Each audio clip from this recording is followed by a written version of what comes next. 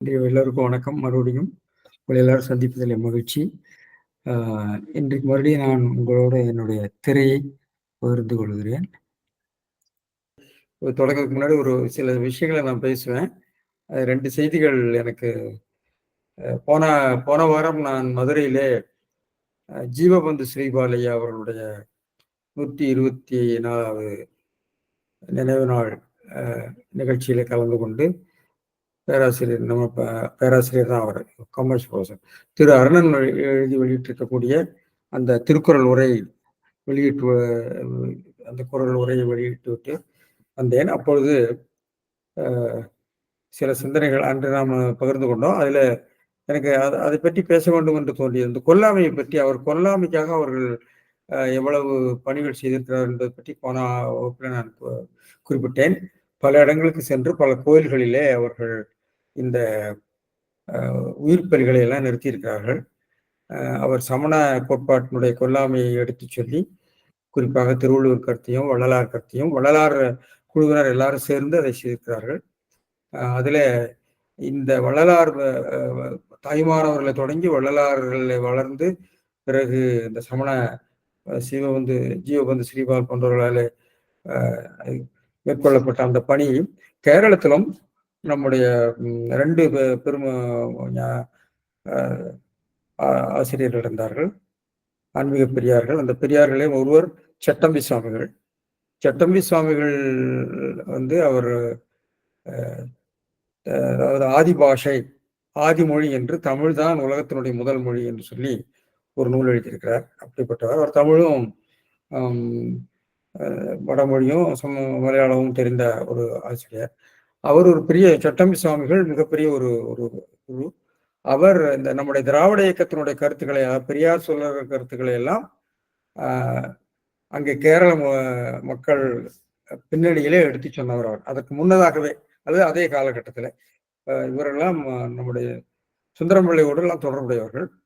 அவர் ஜீவகாருண்ய ஒழுக்கம் என்ற ஒரு புத்தகம் எழுதியிருக்கிறார். அதிலே வள்ளலாருடைய கருத்துக்களை ஒட்டித்தான் அவர் எழுதியிருக்கிறார். வள்ளலாருடைய ஜீவகாருண்ய ஒழுக்கம் என்பது போல அவர் அதை இந்த கொல்லாமை பற்றி பேசியிருக்கிறார். அதே போற கருத்தை தான் நம்முடைய நாராயணகுரு அவர்களும் கொல்லாமையை பற்றி, அஹிம்சை பற்றி மிக அருமையாக பல பாடல்கள் எழுதியிருக்கிறார். அதில் வள்ளலாருடைய கவிதையினுடைய பின்னணி எல்லாம் அதில் இருக்கும். தமிழில் இருக்கக்கூடிய தாய்மானவர் வள்ளலாருடைய கருத்துக்களுடைய எதிரொலியில் இருக்கிற போல இருக்கும். எனவே அவர்களுடைய 2 பேரும் இன்னும் அதை ஒட்டிய மற்றவர்களுடைய பணியினாலும் கேரளத்தில் பெரும்பாலும் காளி கோயில்களிலே செய்து வந்த அந்த உயிர்ப்பலிகள் நிறுத்தப்பட்டு விட்டன. நான் நினைக்கிறேன் 99 இடங்களில் நிறுத்தி விட்டார்கள். ஆனால் நம்ம பாலக்காட்டு பக்கம் சில இடங்கள்ல இன்னும் இருக்கிறதுன்னு நினைக்கிறேன். ஆனால் மற்ற இடங்களெல்லாம் இந்த உயிர்ப்பலி நின்று விட்டது. இதுல நம்முடைய கொடுங்கல்லூர்ல கூட உயிர்ப்பலி இருந்தது, அங்க நிறுத்திட்டு அதை ஒரு ஒரு என்ன சொல்ற அடையாளமாக மஞ்சள் அல்லது குருதி என்று சொல்லக்கூடிய ஒரு நிலையிலே அதை செய்து கொண்டிருக்கிறார்கள். எனவே அது கேரளத்திலே அந்த பணி வெற்றி பெற்று ஏகதேசம் கோயில்களிலே உள்ள உயிர்ப்பலி நின்று விட்டது. ஆனால் தமிழ்நாட்டிலே அந்த உயிர்ப்பலி நிற்கவில்லை, கூடிக்கொண்டுதான் இருக்கிறது. ஏனென்றால் குலதெய்வம் என்று சொன்னால் போய் அங்கே கடா விட்டுறது எங்குன்னு இருக்கிறது. அதுல அண்மையில இன்னொரு விஷயத்தை பற்றி பேசணும், இந்த கல்லுண்ணாமையும் பற்றி பேசணும். அது இன்றைக்கு ஒரு பெரிய விவாத பொருளாக இருந்தது. திருவள்ளுவர் இதெல்லாம் சொல்லியிருக்காரு, இதெல்லாம் சாத்தியம் இல்லை என்று ஒரு பெரிய விவாதம் நடந்து கொண்டிருக்கிறது. அதுல நான் ஒரு செய்தியை படித்தேன், அதை பங்கிட்டுக் கொள்கிறேன். அதாவது 2000 ஆடுகள் 50 பன்றிகளை பலியிட்டு வழிபாடு, குழந்தை வரம் வேண்டி கோயிலில் இரத்தச்சோறு சாப்பிட்ட பக்தர்கள் என்று 13ஆம் தேதி தினகரன் பத்திரிகையில படத்தோடு வந்திருக்கிறது. அது நான் திரையிலேயே காட்டுகிறேன், அது இருக்கிறது. அந்த செய்தி படிக்கிறேன். ஆடு பன்றிகளை அறுத்து இரத்தத்தை வாழைப்பழம் மற்றும் சோற்றில் கலந்து பக்தர்களுக்கு வீசுகின்றனர். அதை வாங்குவதற்காக மடியேந்தும் பெண்கள் என்று ஒரு படம் போட்டிருக்காங்க. இந்த செய்தி படிக்கிறேன். போச்சம்பள்ளி, ஜூன் 13. பத்திரகாளியம்மன் கோயில் திருவிழாவில் குழந்தை வரம் வேண்டி பக்தர்கள் போட்டி போட்டு இரத்தச்சோறு வாங்கி சாப்பிட்டனர். கிருஷ்ணகிரி மாவட்டம் போச்சம்பள்ளி அருகே கோடிபுதூர் தென்பெண்ணை ஆற்றங்கரையில் பிரசித்தி பெற்ற பத்திரகாளியம்மன் கோயில் திருவிழாவை ஒட்டி நேற்று பத்திரகாளியம்மனுக்கு சிறப்பு பூஜை நடைபெற்றது. தொடர்ந்து கோயில் முன் சுமார் 10 அடி உயரத்தில் 5 பரன்கள் அமைக்கப்பட்டது.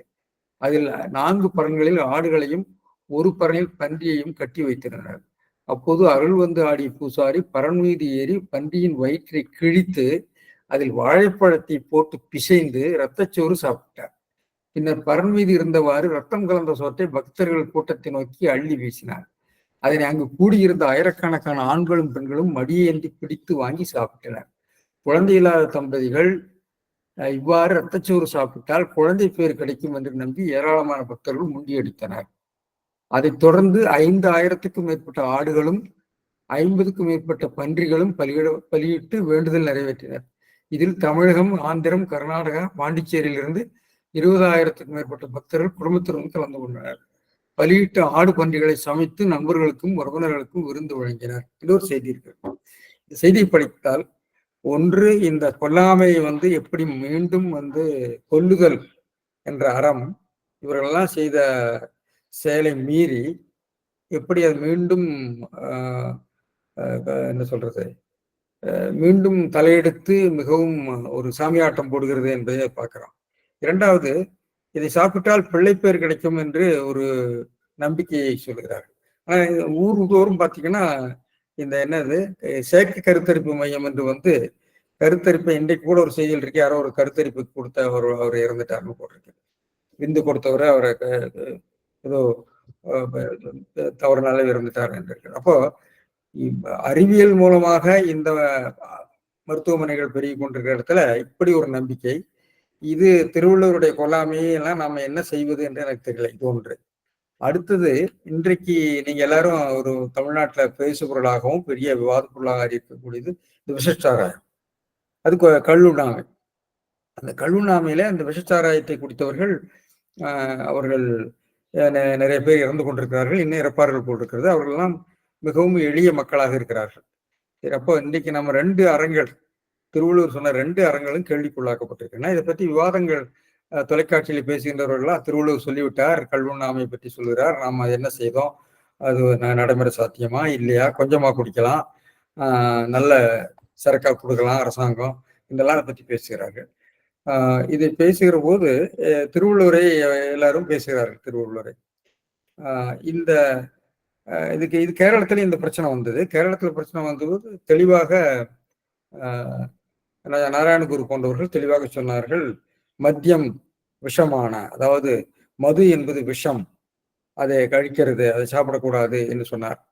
ஆனால் அதில் துரட்சி என்னன்னா, அவர் சார்ந்த அவருடைய சமூகம்தான் அந்த கல்லிறக்கும் தொழிலில் ஈடுபட்டிருந்தது. எனவே அவர்கள் அந்த கல்லிறக்கும் தொழிலிருந்து பெரும்பாலான விலகி கல்வி கற்று மேம்பட்டு சமூகத்திலே உயர்ந்த நிலையை அடைந்து விட்டார். இன்றைய கேரளத்தினுடைய முதலமைச்சர் கூட அந்த சமூகத்தை சேர்ந்தவர் தான். எனவே நாராயணகுருனுடைய வாக்கை கேட்டு அந்த தொழிலிருந்து விலகி அவர்கள் பெரும்பாலானவர்கள், ஆனா இன்னும் இருக்குது இல்லைன்னு நான் சொல்ல மாட்டேன், ஆனால் ஒரு மாற்றம் ஏற்பட்டிருக்கிறது. அதுக்கு நாராயணகுரு போன்றவர்களுடைய ஒரு பணியை நாம நினைத்து பார்க்க வேண்டும். அதை பற்றியே அவர் பாடியிருக்கிறார். அப்போ இப்ப கேள்வி என்ன ஆகிறதுன்னு சொன்னால், இந்த அறம் ஒழுக்கம் என்ற விஷயங்கள் எப்படி அதுக்கு நிறைய பின்பலங்கள் இருக்குது. ஒரு சமூக நிலைநிறுத்திற்கு இந்த அறங்கள் ஒழுக்கங்கள்லாம் தேவைதான் என்று மேலே ஐயமே இல்லை. அதுல பல கோணங்கள் இருக்கின்றன. ஒன்று ஒரு சமூக மானுடியல் நோக்கில் பார்த்தீங்கன்னா, அது ஒரு வகையான ஒரு சமூகத்தை சீரமைத்தல், ஒன்றாக ஆக்குதல் என்பது ஒன்று. ஒன்று மேல்நிலையாக்கம், அதாவது upward mobility, social upward mobility. அப்போ நம்ம இதெல்லாம் பார்க்கிற போது, இன்றைக்கு நாம இந்த போச்சம்பள்ளி செய்தியை படிக்கிற போது ஒரு பழங்குடித்தன்மை நமக்கு தெரிகிறது. பழங்குடித்தன்மைங்கிறத நான் நாகரிகமாக சொல்கிறேன். பெரியாருடைய சொற்களில் சொல்வதாக இருந்தால் காட்டுமிராண்டித்தனம். பெரியார் தமிழர்களை காட்டுமிராண்டி என்று சொன்னார். அது எவ்வளவு பொருத்தம் என்பது இந்த செயல்களை பார்த்தால் தெரியும். இதை விட கொடுமையான பழக்க வழக்கங்களை எல்லாம் நிறைய வெள்ளைக்காரர்கள் பதிவு செய்திருக்கிறாங்க. நிறைய எனக்கு நன்றாக நினைவு இருக்கிறது. போலந்தில் இருந்து வந்த ஒரு அந்த பொண்ணு பேர் மறந்து போச்சு. அந்த பொண்ணு போஸ்ட்னான்ல தமிழ் சொல்லி கொடுக்குறான். அவ ஒரு பெரிய, எனக்கு அது தெரியல, எனக்கு இப்போ போலந்தில் இருக்கிற போது அந்த கலாய்வு செய்து அதை அவள் சொல்றேன். அந்த ஊர்ல ஏதோ ஒரு இடத்துல ஒரு கோயில், அந்த கோயில்ல மதுரை பக்கத்துல அந்த ஆடுகளை எல்லாம் ஒரு சின்ன குழி மாதிரி இடத்துல ஏதோ பூஜை மாதிரி போட்டு உள்ள அனுப்புறாங்க. அனுப்பி அதை போட்டு மூடி அதை கொண்டு விடுகிறார். இப்படியெல்லாம் வினோதமான பழக்கவழக்கங்கள்லாம் நம்மிடம் இருக்கின்றன. இதெல்லாம் வந்து ஒரு காட்டுமிராண்டித்தனத்தினுடைய அடையாளம் தான். காட்டுமிராண்டித்தனம்ங்கிறது பிற்போக்குத்தனமானதுங்கிற அர்த்தம் இல்ல. இப்போ குழந்தை பேருக்கு இது பயன்படும் என்று சொல்வது முற்றிலும் பொருத்தமே இல்லாது. அது வந்து நோயை உண்டாக்கக்கூடியது. இதனால வரப்போவதில்லை. அறிவியல் இன்றைக்கு வளர்ந்து அதற்கு துணை செய்கிறது. எனவே நாம வந்து இந்த மதம் அல்லது இந்த நம்பிக்கைகள் என்ற முறையில இவற்றை இருந்து விடுபடச் செய்வதற்கு, மேல்நிலையாக்கத்திற்கு இதையெல்லாம் விட செய்கின்ற ஒழுக்க நூல்கள் நமக்கு தேவையா இருக்கிறது. 2வது உளவியல் ரீதியாக, உதாரணமாக நம்ம கல்லுண்ணாமை என்ற அதிகாரத்தை எடுத்து நான் இன்னைக்கு படித்துக் கொண்டிருந்தேன். கல்லுண்ணாமையில் அவர் நிறைய உளவியல் நிலையை பற்றி பேசுகிறார் திருவள்ளுவர். மிக அருமையாக எல்லா நிலைகளையும் இந்த கல்லுண்ணாமையில் வரக்கூடிய பிரச்சனைகளை எல்லாம் அவர் பேசியிருந்தார். அப்புறம் உடலியல் சார்ந்த விஷயங்களை கூட சொல்லியிருக்கிறார். நஞ்சுன்னு சொல்றார். கல்லுண்பார் நஞ்சுண்பார். நம்முடைய நாராயணகுரு அதான் சொன்னார். எனவே உடலியல் நோக்கிலே, அதாவது ஒரு அறத்தை சொல்லுகிற போது இவ்வளவு விஷயங்களை பார்க்க வேண்டும். அப்புறம் அதுபோக பொருளியல் நோக்கில நம்ம அறத்தை சொல்லுகிற போது பார்க்க வேண்டும். அந்த பொருளியல் நோக்கு திருக்குறளிலே அவ்வளவு, அவர் ஒரு லட்சியவாதியாக இருக்கிறனால எல்லா இடங்களிலும் அந்த அவர் சொல்கிற அறங்கள் ஒரு பொருளியல் நோக்கிலே இருந்து அதற்கு மாற்று சொல்லியிருக்கிறாரா என்று நம்ம கொஞ்சம் ஆராய வேண்டியிருக்கிறது. ஏனென்றால் கொல்லாமை என்பது சில நெய்தல் நிலத்திலோ அல்லது குறிஞ்சி நிலத்திலோ அல்லது பாலை நிலத்திலோ அவருடைய உணவுக்குரிய பொருளாக அந்த கொலை இருக்கிறது. உயிர்களை கொன்று தின்பது என்று இருக்கிறது. அப்ப அது பொருளாதாரத்தை எப்படி பாதிக்கும்? பொருளாதார நிலையில அது சாத்தியமா என்ற ஒரு கேள்வி இருக்கிறது. எனவே ஒரு அறக்கோட்பாடு சொல்கிற போது ஒரு சமூக நிலைநிற்புக்கு சொல்லக்கூடியது சமூகவியல் நோக்கிலே பார்க்க வேண்டியிருக்கிறது, உளவியல் நோக்கு, உடலியல் நோக்கு, பொருளியல் நோக்கு என்றெல்லாம் பார்க்க வேண்டியிருக்கிறது. அப்படி பார்க்கிற போது இந்த கல்லுண்ணாமை என்ற அதிகாரத்துல அவர் சொல்லியிருக்கார். இந்த அதிகாரத்துல நாம பார்க்க போற புறம்பேசுதல் என்ற அதிகாரத்துல கூட அவர் எல்லாவற்றையுமே அவர் யோசித்திருக்கிறார். அதுக்கு மாற்று கூட சொல்லியிருக்கிறார். ஒரு ஒரு ஒரு அறத்தை எடுத்து பேசுகின்ற போது இந்த அறத்தினுடைய பல்வேறு கோணங்களை எல்லாம் பார்த்து அதுல வந்து இயன்ற வரைக்கும் எல்லாவற்றையும் கொண்டு வந்திருக்கார். எல்லா இடத்துலயும் எல்லா விஷயங்களையும் சொல்லியிருக்க சாத்தியம் இல்லாமலும் கூட இருக்கலாம். அது முக்கியம் இல்லை. ஆனால் இப்ப கேள்வி என்ன என்று சொன்னால், இந்த திருவள்ளுவருடைய இந்த கோட்பாடுகள் அதை சொல்றாங்க, நீங்க வந்து ஊரெல்லாம் வந்து ஊர்தோறும் இந்த இந்த கள் குடிக்கிறவர்களுக்கு அறிவுரை சொல்ல வேண்டும் என்றெல்லாம் சொல்கிறார்கள். ஆனா கள்ளு குடிக்கிறதுல இன்றைக்கு நான் தெரிந்து கொண்டது ஒரு முக்கியமான விஷயம். இந்த கள்ளு குடிப்பது போதை மட்டும் இல்லை. ஏன்னா போதைக்கு 3 விஷயங்கள் இருக்குது. ஒன்று வந்து நம்முடைய மதம் ஒரு போதையை தருகிறது. நமக்கு ஒரு பெரிய நிவாரணத்தை தருகிறது. கள்ளும் போதையை தருகிறது. கடவுள், அப்புறம் அப்புறம் வந்து நம்முடைய கலை. கலையும் நமக்கு ஒரு போதையை தருகிறது. எனவே இந்த 3 காவும் நமக்கு ஒரு மயக்கத்தை, போதையை தருகிறது. இந்த நிலையில இதை நம்ம பயன்படுத்திக் கொள்ளலாமான்ற அந்த இலக்கியங்கள் இதை நம்ம சொல்லுகிறோம். ஆனால் அதனால என்ன விளைந்திருக்கிறது தெரியவில்லை. இந்த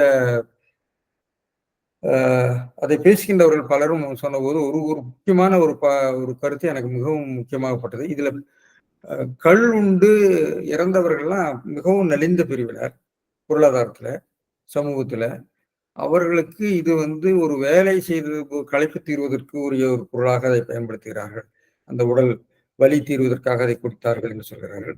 இன்னொன்று, அவர்களுக்கு ஒரு ஒரு நிவாரணம் கிடைப்பதற்காக உலக துன்பங்கள், ஏன்னா அவர்களுக்கு வேலை வாய்ப்பின்மை, வருமானமின்மை, இன்னும் குடும்ப பிரச்சனை, சமூக பிரச்சனைகளிலிருந்து விடுபடுவதற்கு ஒரு கனவு மயக்கத்திலே கடவுள்கிட்ட போலாம் அல்லது கலையோட நாடலாம்.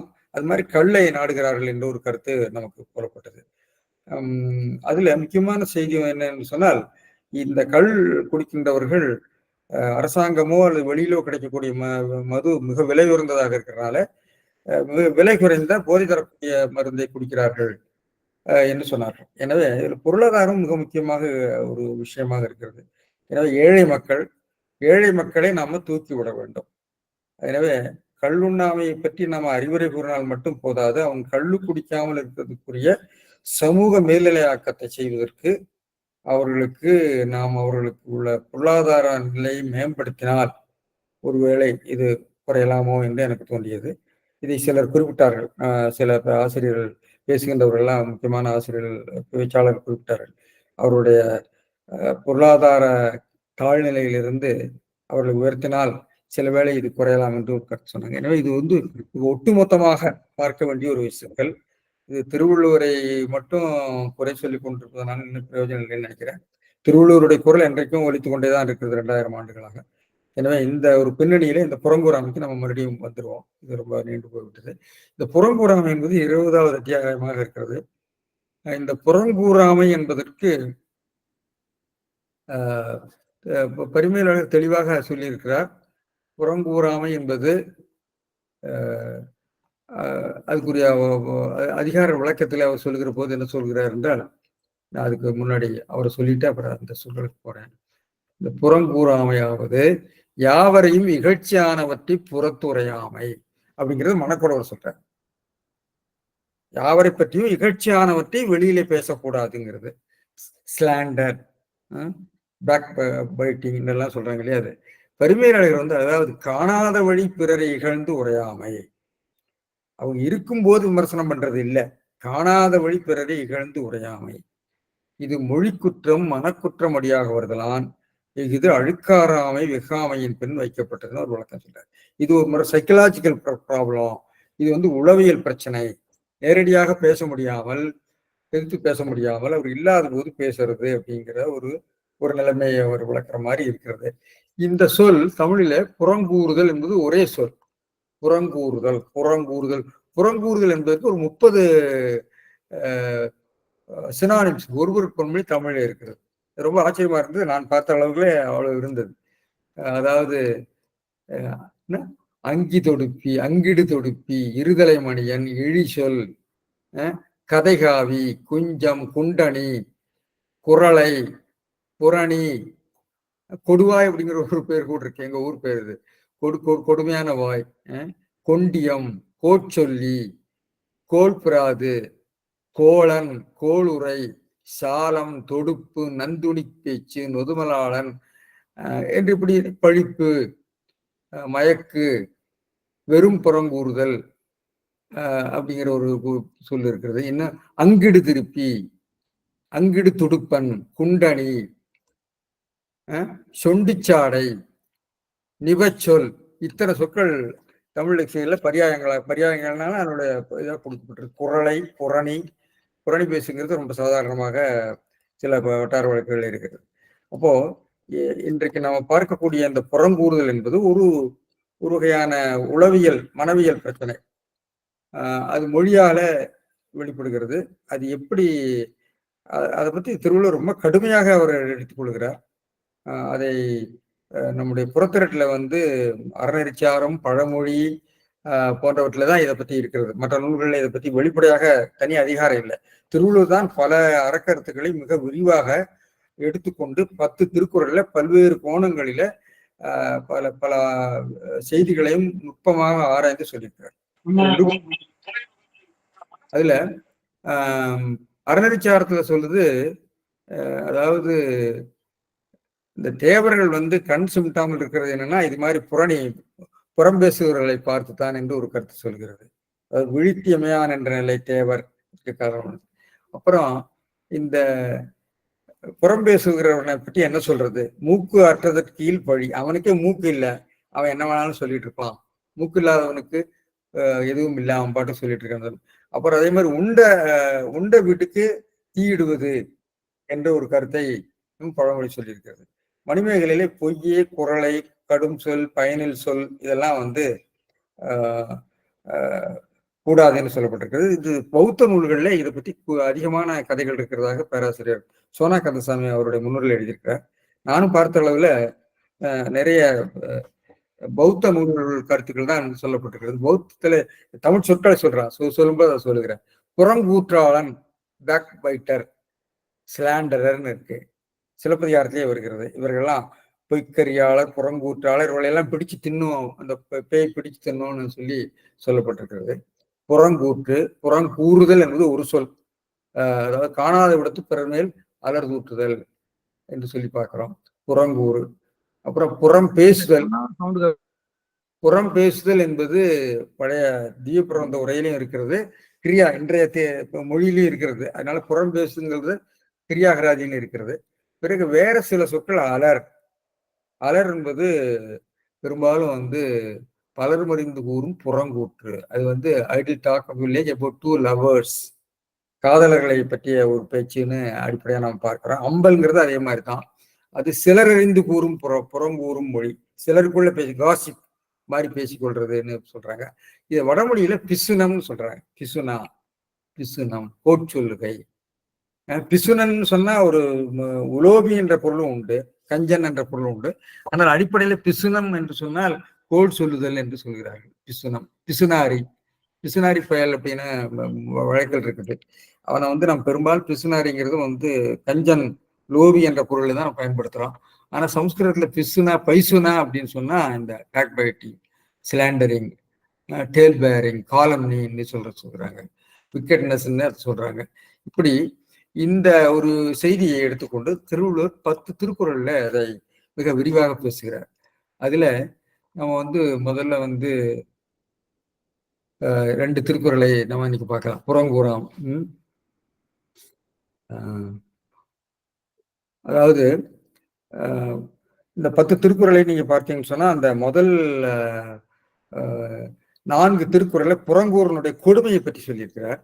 அப்புறம் ஒரு 6 திருக்குறள்ல புறங்கூறுவார்க்கு இது குற்றம். பிறகு புறங்கூரை எப்படி நீங்க மாற்றிக்கலாம், அதுக்கு ஒரு வழி சொல்லணும் இல்லையா? நீங்க ஒரு நோய் சொல்ற போது நோய்க்குரிய வழியை சொல்லணும். ஏதிலார் குற்றம் போல் தம் குற்றம் காண்பிப்பின் தீதுண்டோ மன்னன். அதான் அதுக்குரிய வழி. அதாவது புறங்கூறுதலை நிறுத்துவதற்கு ஒரே ஒரு வழி, நீயே உன்னை நீ புறங்கூறிக்கொள், அப்பொழுது உனக்கு தெரியும் என்று சொல்லி திருவள்ளுவர் முடித்திருக்கிறார். எனவே இந்த 10 திருக்குறளிலும் இந்த புறங்கூறி என்ற சொல் வருகிறது, புறங்கூறான் என்ற சொல்லும் வருகிறது. அது பரிமேலழகர் நான் முன்பே சொன்ன மாதிரி, அதாவது காணாத வழி பிறரை இகழ்ந்து உரையாமை, மொழி குற்றம் மனக்குற்றம் அடியாக வருதலாம், இது அழுக்காராமை வெகாமையின்களின் பின் வைக்கப்பட்டது. எனவே மொழி மனம் அடியாக வர்றது இது பேச்சு. அதனால அவை பற்றி சொல்றாரு. இதுல ஒவ்வொரு கதைக்கும் ஒரு எடுத்துக்காட்டுகள் இருக்கிறன, அதை நம்ம பிறகு பார்க்கலாம். இப்போ முதல் திருக்குறளை பார்க்கலாம். அறங்கூறான் அல்ல செய்யினும் ஒருவன் புறங்கூறான் என்றல் இனிது. இந்த முதல் 2 திருக்குறள் என்ன சொல்றாருன்னா, இவன் தர்மத்தை பத்தியே பேசாட்டி கூட, தர்மத்தையே இழுத்து சொன்னாலும் கூட, 2வது திருக்குறள்ல இந்த புறங்கூறாமை மட்டும் இருந்தால் அது பெரியது, அது நன்று, அது உயர்ந்தது. அது எனவே அவன் அறத்தை பற்றி உயர்வாக பேசவிட்டாலும் சரி, அறத்தை பழித்து பேசினாலும் சரி, அவன் எப்படி இருந்தாலும், அப்புறம் கெட்டது செய்தாலும் சரி, இவன் மிகவும் மோசமான ஆளாக இருந்தாலும் புறங்கூறாதவன் என்று ஒரு பண்பு அவனிடம் இருந்தால் அவன் மிக உயர்ந்தவன், இனிது என்ற ஒரு பண்பு சொல்லியிருக்காரு. இப்ப ஆச்சரியமா இருக்கிறது நம்ம பார்க்கிறோம். மனக்குளறதுக்கு என்ன சொல்றாருன்னா, அறங்கூறான் ஒருவன் அறத்தை வாயால் சொல்லுதலும் செய்யான். அறம் கூறுதல்னு சொன்னா வரத்தை வாயால், தர்மம் தர்மம்னு வாயில கூட சொல்ல மாட்டானா. ஒருவன் அறத்தை அறம் என்று சொல்லுவதும் கூட செய்ய மாட்டானா. அது அறம்ங்கிறது வெறும் பெயர்ச்சொல் இல்ல, அறம் என்று வாக்கியம். அறம் நன்று, அறம் கெட்டது என்று கூட அறம்ங்கிற சொல்லையே உச்சரிக்காத ஒருத்தன். அறம் கூறான் செய்யானாய், முற்றச்சமாக வருகிறது. கூறாதவனாகி அல்ல செய்யணும், அல்ல என்று சொன்னால் பாவம், அல்லாதன, அது குறிப்பு நினைப்பேன். பாவம் செய்யணும் பிறரை புறஞ்சொல்லான் என்று உலகத்தாரால் கூறப்படுதல் நன்றான். ஒருவன் அறங்கூறான் அல்ல செய்யணும், ஒருவன் புறங்கூறான் என்றல் எனது. ஒருவன்கிறது முன்னாடி கொண்டு பின்னாடி மத்திய யோகமா இருக்கு, முன்பும் போகிறது பின்பு இடை விளக்கு. புறங்கூறான், அவன் புறம் கூறான் என்றல்னா என்று சொல்லப்படுதல். இவன் புறம் புரளி பேச மாட்டான், இவன் புரணி பேசாத ஆளு, என்னதான் தப்பு செய்தாலும் இவன் புரணி பேச மாட்டான் என்று சொல்வது நன்று, இனிது என்கிறதுக்கு நன்றுன்னு பொருள் எழுதியிருக்காரு. மனக்கொடவர் எழுதியிருக்காரு, பரிமேலழகர் எழுதியிருக்காரு. எனவே இது பாவம் செய்யணும் நன்மை வைக்கும் என்றது. இவன் பாவமே செய்தாலும் இவன் புரணி பேசாதவனாக இருந்தால் அது நன்மை பயக்கும் என்ற ஒரு கருத்து இதில் சொல்லப்பட்டிருக்கு. பரிமேலழகர்ல நாம் பார்க்கிற போது சில இலக்கண நுட்பங்களை நம்ம பார்க்க போறோம். ஒருவன் அறம் கூறான் அல்ல செய்யணும், ஒருவன் அரண் என்று சொல்லுவதும் செய்யாது. கூறான் என்றால் சொல்லுவது, கூறாது அல்ல கெட்டதை செய்தாலும் ஒருவன் அரண் என்று. இதே மாதிரி ஒரு திருக்குறள் நம்ம முன்பும் பார்த்தோம். 100 இந்த திருக்குறளை பார்த்தோம், இதுக்கு முன்னாடி உள்ள திருக்குறள் உண்டு. 179. அறனறிந்து வெகா அறிவுடையார் சேரும் திறனறிந்து ஆங்கே திரு. அரண் இது என்று அறிந்து, அரணை அறிந்து அல்ல, அரணை என்பது செய்யப்படுவது அல்ல, அரண் இது வெகாமை அறம் என்று அறிந்துன்னு அதை விளக்கணும். எனவே அது வந்து ஒரு ஒரு என்ன சொல்றது, ட்ரங்கேட்டட் சென்டென்ஸ், ஒரு வார்த்தை மாதிரி நிற்குது. இது பேர் நம்ம வந்து விகாரம், விகார வாக்கியம்னு சொல்லுவோம். எனவே இந்த 179 இதே ஒரு வாக்கியம் இருக்கிறது, ஒரே அமைப்பு. எனவே அறங்கூறான், ஒருவன் அரண் என்று சொல்லுவதும் செய்யாது, அறம்ங்கிற வார்த்தையை சொல்ல மாட்டான், செய்யாது செய்யாது. கூறான் அப்படிங்கிறது வினைமுற்று, அது முற்றச்சமாக, முற்று எச்சப்பொருள் கொடுக்கிறது. செய்யாது, ஒருவன் அறம் என்றும் சொல்லாது கூறாது, அதை வந்து சொல்லுவதும் செய்யாதுன்னு எழுதியிருக்கிறார். இது செயலாக அதை மாற்றியிருக்கிறார். சொல்லுகிற செயலை செய்யாது, பாவங்களை செய்யுமாயினும், பாவங்களை செய்யணும் அடுத்தது செய்யும்னு வருது, அல்ல செய்யணும். கூறுதல் செய்யாது கெடுதல்களை செய்து கொண்டிருந்தாலும் என்று அதை வந்து இணைக்கிறார். பாவங்களை செய்யுமாயினும் புறம் கூறான் என்றால் இனிது. பிறனை புறம் கூறான், பிறனை புறம் கூறான் என்று, பிறனைங்கிறதா இங்க எழுவாய் செய்யப்படுவது. பிறனை புறங்கூறான், புறங்கூறான் ஒரு சொல். பிறனை அவன் வந்து புரணி, அதாவது புரணி பேச மாட்டான், குரலை சொல்ல மாட்டான், கோல் சொல்ல மாட்டான் என்று.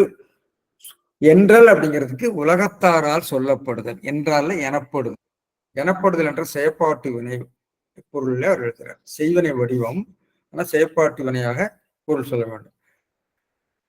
உலகத்தாரால் கூறப்படுதல்னு மணக்கொடவரை இதே போல தான் எழுதியிருக்காரு. மணக்கொடவரை விட்டு தான் இவர் எழுதியிருக்காரு. எனவே என்றல் என்பது எனப்படுதல். எனவே புறங்கூறாமை அக்குற்றங்களால் இழிக்கப்படாது. எனவே அவன் அறத்தை பற்றி பேச மாட்டான், பாவங்களை செய்வான். அப்படி இருந்தாலும் அவன் புறங்கூற மாட்டான் என்று சொன்னால், இந்த அவன் புறங்கூறாமை என்ற அந்த பண்பு இருக்கிறதுனால மற்ற குற்றங்களாலே அவன் இழிக்கப்படான், அவனை யாரும் நிந்திக்க மாட்டார்கள் என்று சொல்கிறார்.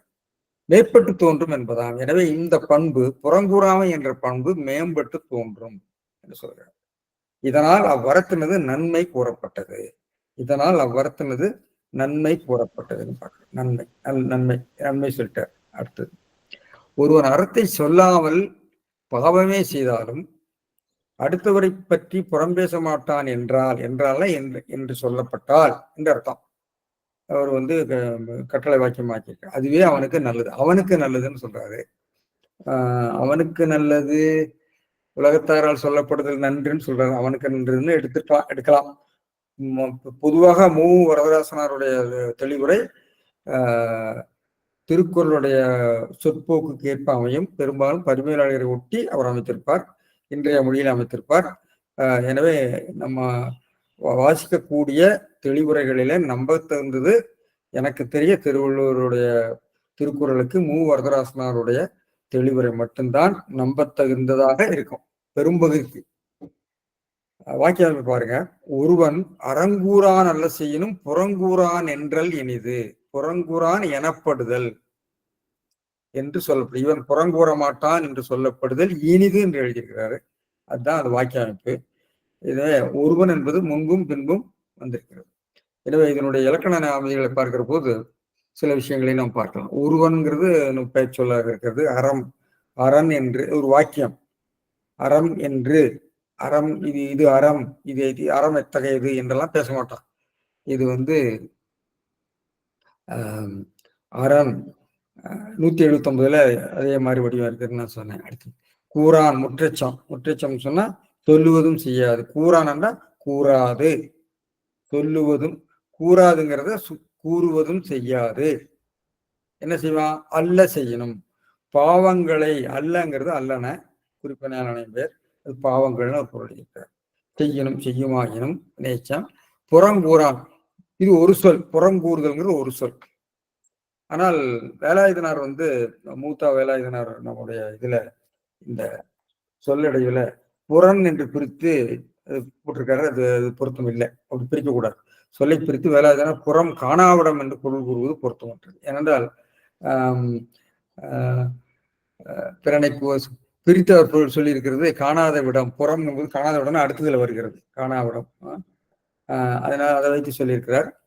புறம் கூறுதல் என்பது பழி சொல்லுதல், நிந்தித்தல் என்ற பொருளில் தான் நம்ம எடுக்கணும். சரி. எனவே அது பிரிச்சது தப்பு. புறம் பிரிச்சிருக்காரு. புறங்கூறான் வினைமுற்று, வினைமுற்றாக எடுக்கலாம். புறங்கூறான் என்று சொல்லப்படுதல், இவன் புறங்கூற மாட்டான் என்பது வினைமுற்று, அல்லது அதை வினையாளனின் பெயராக எடுக்கலாம். என்றல் என்றால் தொழிற்பெயர் என்று உலகத்தாரால் சொல்லப்படுதல் என்றல் என்பது செய்வினை வடிவம், அது செயற்பாட்டு வினையாக பொருள் சொல்லப்பட்டிருக்கு. என்று பிறரால் சொல்லப்படுதல், to be declare, to be identified அப்படிங்கிற மாதிரி இருக்குது. என்று சொல்லப்படுதல் மணக்குடர் அப்படித்தான் சொல்லியிருக்காரு. வரதராசனார் மட்டும் என்றால் இருந்தால் என்பது எழுதியிருக்காரு. இருந்தாலும் அரண் எழுதியிருக்காரு. அது கொஞ்சம் விலகி போகிறது. அதாவது சொல்லினுடைய பொருளும் இலக்கண அமைதியிலிருந்து சற்று விலகி அவைகள் இருக்கின்றன. ஆனால் எப்படியோ பொருள் புலப்படுத்தினால் அவை போதும் என்ற நிலையில நாம் அதை ஏற்றுக்கொள்ளலாம். அப்படி ஏற்றுக்கொள்ளலாம். ஆனால் ஒரு மொழி, வாக்கியமைப்பு, பொருள்நிலை போன்றவற்றை நோக்குகிற போது உரைகள் எல்லாம் அதை ஒட்டித்தான் செல்ல வேண்டும். அப்படி செல்வதுதான் சிறந்த உரைகள். மற்றவர்கள் எல்லாம் கருத்துரை என்றுதான் நம்ம சொல்ல வேண்டும். சரி. இனிது அப்படிங்கிறதுக்கு நன்றுன்னு பொருள் சொல்லியிருக்காரு. ஏன்னால் இனிதுங்கிறது நல்லது, இனிதுங்கிறது ஸ்வீட் அர்த்தம் இல்லை, இட்ஸ் பெட்டர் அப்படிங்கிற அர்த்தத்துல தான் வருகிறது. எங்கள் இனிது. எனவே அறம்பூரான் சொல்லும் அறம்பூரான் அல்ல செய்யணும் ஒருவன் புறங்கூறான் என்றல் இனிது. இந்த இது புறம் பார்த்தீங்கன்னு சொன்னா, இந்த புறங்கூறி பொய்த்துயிர் வாழ்தலின் அறம் கூர்ம ஆக்கம் தரும். அறம் சொல்லும் நெஞ்சத்தான் நன்மை 185. அறம் சொல்லும் நெஞ்சத்தான் நன்மை புறம் சொல்லும் புண்மையால் காணப்படும். அறம் சொல்லும் நெஞ்சம்ங்கிறது அறத்தை பேசுகின்ற நெஞ்சம். அது இங்க மறுபடியும் வருது, முன் அதிகாரத்தில் வெகாமையில் இருக்கிறது. எனவே அறம் என்று பேசிக்கொண்டிருக்கக்கூடிய நெஞ்சத்தை உடையவன் அல்ல என்ற ஒரு கருத்தை அதில் சொன்னாங்க. எனவே அதே மாதிரி அறம் வரையான், அறத்தை தனக்குரியதாக வரைந்து கொள்ளாதவன், அறனறிந்து, அறனை அழித்து பேசி, அடுத்த திருக்குறள் அது வருகிறது. எனவே இப்படி இந்த திருக்குறள் அமைகிறது. இதுல செய்வினை செயற்பாட்டு வினையாட்சி நம்ம கவனிக்க வேண்டும். என்றல் எனப்படுதல், எனப்படும் எனப்படும் சொல்லலாம், எண்ணும் என்று சொல்லுவார் திருவள்ளுவர். எனப்படுவது என்பது சிறப்பித்து சொல்லப்படுவது என்று பொருள் எழுதுவார். எனப்படுவதுன்னு சொல்கிற போது படு வருகிற போது அதை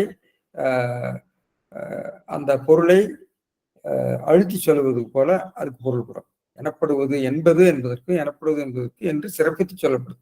இல்வாழ்வான் என்பான், எனப்படுவான் என்றால் சிறப்பித்து சொல்லப்படும். எனப்பட்டது என்றதுன்னு வரும்.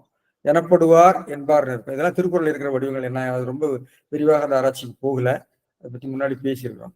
எனப்பட்டது, அரண் எனப்பட்டதே, ஒட்டார்பன் சென்று ஒருவன் வாழ்தலின் நன்னலையை கெட்டான் எனப்படுதல், கெட்டான் என்றல் எழுதலாம், எனப்படுதல் எழுதியிருப்பார். எனப்படும் மனத்தானாம் மாந்தற்கு உணர்ச்சி, எனத்தானாம் இன்னான் எனப்படும் சொல், எனப்படுவது, வாய்மை எனப்படுவது, வாய்மை என்பது என்று வரும்.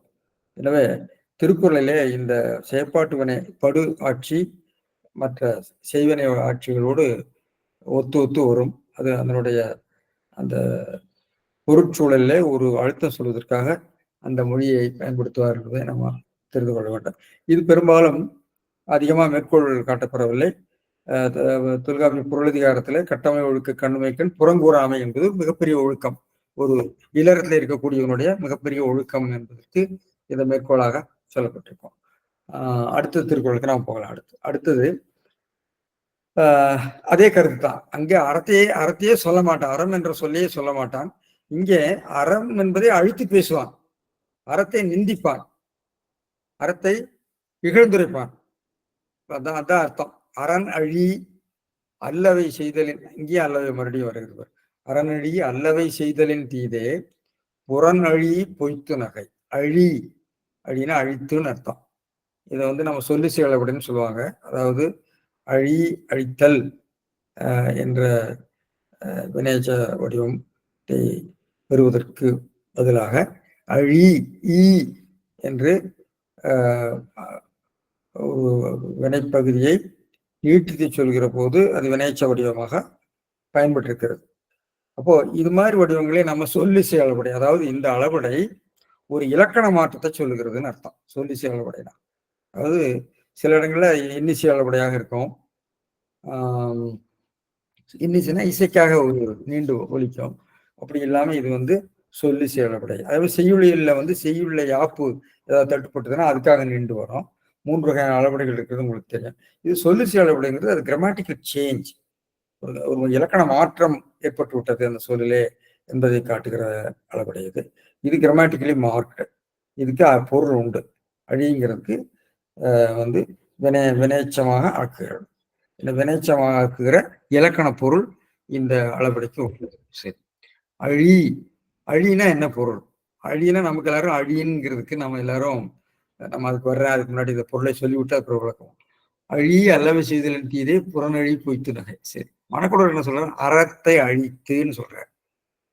அழித்துன்னு சொன்னா டு டெஸ்ட்ராய், நசிப்பிச்சு, கெடுத்து, அறமல்லாதவற்றை செய்வதனால் அல்லவை செய்தலின் தீது, செய்தலை விட உரல் பொருள் தீது, ஒருவனை காணாத விடத்து இழித்துரைத்து புறன் அழி, புறன்னா காணாத விடத்துல அழித்து, நேரில் பார்க்கிற போது கண்ட விடத்து பொய் செய்து நகை என்பது பெயர் சொல் அல்ல, நகைத்தல். அதுக்கு வந்து புடைவையற்றி தொழிற்பெயர்னு சொல்லுவாங்க. அது நான் அது விளக்கிறேன். பொய் செய்து நகுதல், இது பாவத்தின் மிக பாவம் என்றது. ரொம்ப பாவம் அது. அதாவது நேரில் பார்க்கிற போது அவனோடு இன்முகத்தோடு உரையாடி விட்டு வெளியிலே அவன் இல்லாத போது அவனை பற்றி அவனை நிந்தித்து இகழ்ந்துரையால பேசுவது. எனவே அழித்தல் என்பது நாம் நினைக்கிற மாதிரி கெடுத்தல், நசிப்பித்தல் என்பது மட்டும் இல்லாம நிந்தித்தல், இகழ்ந்துரைத்தல் என்ற பொருளும் உண்டு. அதை நான் எப்படிங்கிறத நான் சொல்றேன். இது வந்து நிரல் நிறையாக பொருள். அதாவது அறத்தை அழித்து அடித்தல், அப்புறம் அறமில்லாதவற்றை செய்த ஒன்று. அறத்தை அழித்தல், அறமில்லாதவற்றை செய்த. அதே மாதிரி 2 செயல். ஒருவன் இல்லாத போது அவனை இழித்துரைத்தல், அவனை பார்க்கும்போது பொய் செய்து நகுதல். எனவே 2ம் நிரல் நிறை. அதுக்கும் 2மே அதை விட இது தீங்கானது. இந்த 2ஐயும் வரிசையாக நிறுத்தி அதுதான் நிரல் நிறை அப்படின்னு மனக்குறவர் சொன்னார். சரி, அறத்தை அழித்து அல்லவற்றை செய்தல்னு மனக்குறவர் பொருள் எழுதியிருக்காரு. அறத்தை அழித்து அல்லாதவற்றை செய்தல், இப்படி சொல்லலாம். ஒன்றை அழிக்கிறது, அறத்தை அழிக்கிறது, அறமல்லாதவற்றை செய்கிறது, அப்படி பொருள் சொல்லலாம். இழித்துரைத்து நகுதல் 2வது, இழித்துரைத்தல் அப்புறம் நகுதல். ஆனால் இது ஏன் பொருந்தாம போகுதுன்னு சொன்னா பரிமையில் அழகிறத மாற்றுகிறார். ஏனென்றால் அழி என்ற சொல் அங்கேயும் வருகிறது, முதல் அடியில் வருது, 2வது அடியில். அழிதல் அழி என்பதற்கு முதல்ல அவர் வந்து இகழ்ந்துரைத்தல் என்ற பொருள். அறத்தை இகழ்ந்துரைத்து, அதே மாதிரி ஒருவனை இகழ்ந்துரைத்து.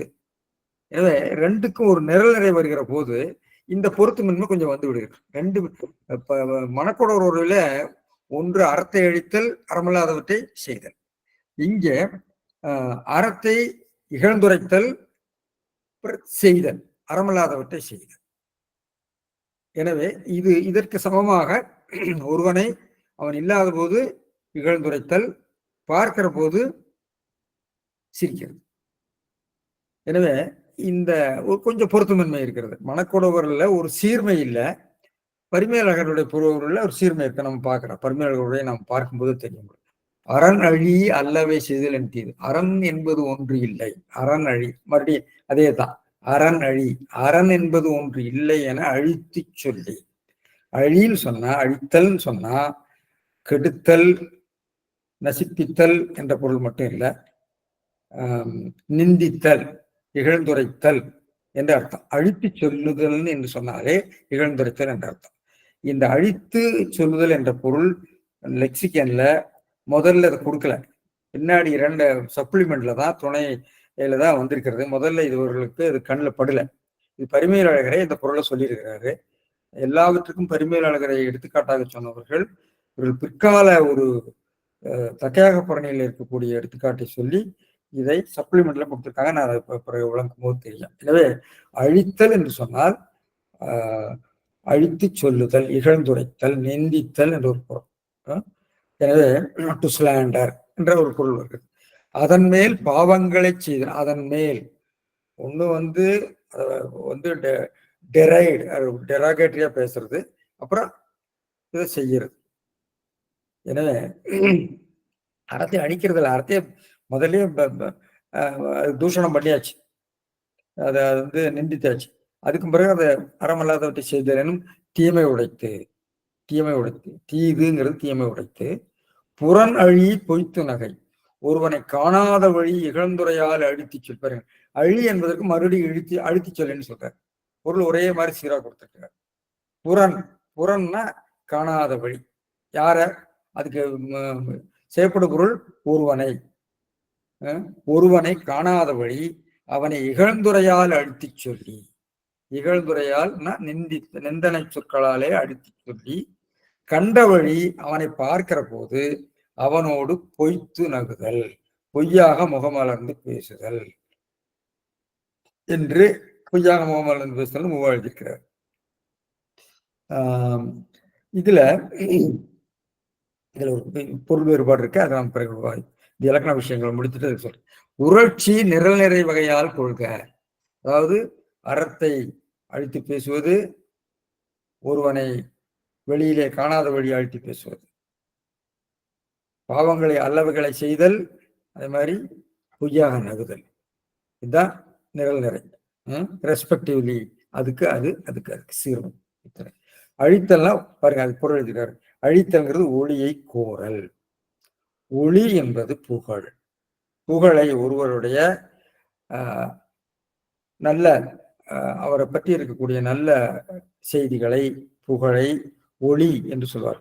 ஒளியை கோரல். கோரல்னா கொல்லுதல். இன்னும் தெளிவாக எழுதியிருக்காரு.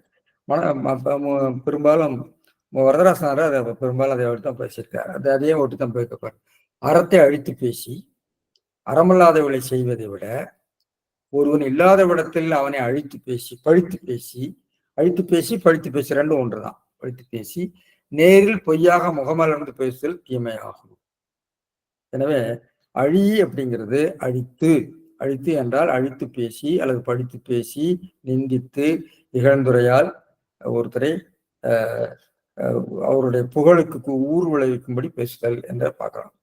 சலவன் பாப்பையும் ஏகதேசம் பெரும்பாலும் நுட்பமாகத்தான் எழுதுவாரு. அறம் என்பதே இல்லை என்று அடித்து பேசி பாவத்தை செய்வதை காட்டிலும் ஒருவனை காணாத போது புறம் பேசி காணும் போது பொய்யாக சிரிப்பது பெருங்கேடு என்று சொல்லி எளிய தமிழ்ல அதை எழுதியிருக்கிறாரு. இது பெரும்பாலும் அந்த திருக்குறள் சொற்போக்குக்கும் பொருள்போக்கு ஏற்ப வரிமையாளர் ஒரு ஒட்டி அமைகிறது என்று பார்க்கிறோம். என்னுடைய வாக்கிய அமைப்பு அறநழி அறத்தை இழுத்து பேசி அல்லவை பாவங்களை செய்தலினும் தீது அதை விட புரட்சி பொருள். புறநழி புறம்ங்கிறது இந்த இடத்துல புறங்கிறது புறத்தை அழியல்ல, புறத்தின் கண் இருந்து 7ஆம் புறத்தில் ஒருவனைங்கிறது தான் இந்த இடத்துல செய்யப்படும். ஒருவனை புறத்தில் ஒருவனை இழுத்து பேசி பொய்த்து நகை, பொய்யாக பொய்த்து, அதாவது அது டிசப்டிவ் ஸ்மைல் அப்படின்னு சொல்றாங்க. பொய்த்து நகைன்னு சொன்னா நகை என்றால் சிரிப்பு என்ற பொருள். சிரித்தல், சிரிப்பு என்பது பெயர் சொல், சிரித்தல் என்பது புடைவேச்சு தொழிற்பெயர். தொழிற்பெயர்ல 2 வகை உண்டு. ஒன்று வந்து ஒரு நவுனாகவே மாறிடும், பெயராகவே மாறிடும். இன்னொன்று அது வினைத்தன்மையோடு இருக்கும். இந்த இடத்துல நகை என்று சொன்னாலும் நகை என்ற வடிவம் பெரும்பாலும் பெயர் சொல்லாகத்தான் இருக்க வேண்டும்.